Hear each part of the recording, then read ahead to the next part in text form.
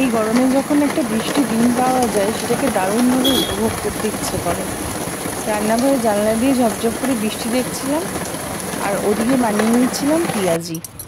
বাড়ির সবারই একটুখানি বেশ বৃষ্টি পড়লে পেঁয়াজি একটু চপ খেতে ইচ্ছে করে, তো চপের ঝামেলাতে আর না গিয়ে বানিয়ে ফেলেছিলাম পেঁয়াজি। দুটো পেঁয়াজ, একটু লঙ্কা কেটে নিয়েছিলাম আর তার সাথে বেসন, যেমন পেঁয়াজি বানাই একটু কালো জিরে সব দিয়ে মুচমুচে পেঁয়াজি আর চা, আর তারপর সন্ধ্যের আড্ডা।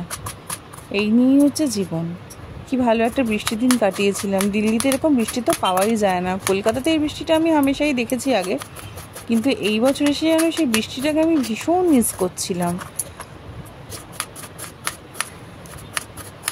আপনাদের আমার ভিডিওটি কেমন লাগলো জানাবেন, আর আমার চ্যানেলের একটু সাথে থাকবেন।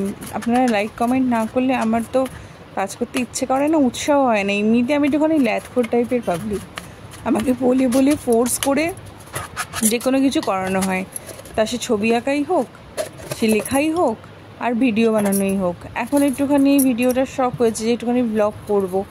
হ্যাঁ, আমি শখের বশেই করি, কিন্তু আমার খুব ভালো লাগে কাজটা করতে। আমি যখন যেটা করি খুব মন দিয়ে করি, চেষ্টা করি, শিখছি নানান রকম ভিডিওস থেকে, যে কেমন করে ভিডিওস বানাতে হয়, এডিট করতে হয়, ভয়েস ওভার দিতে হয়। হয়তো আমার ভিডিওগুলো অন্যদের তুলনায় প্রেজেন্টেবল একটু কমই থাকে, কিন্তু তাও আপনারা দেখে জানালে আমার ভালো লাগে।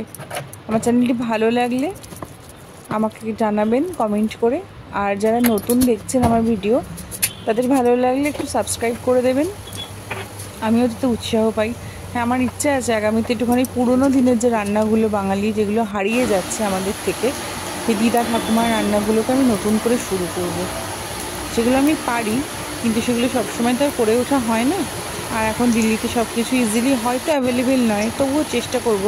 আপনারা জানাবেন আমার ভিডিওটি কেমন লাগলো, আর ভালো লাগলে একটু লাইক, সাবস্ক্রাইব, কমেন্ট একটু করে দেবেন।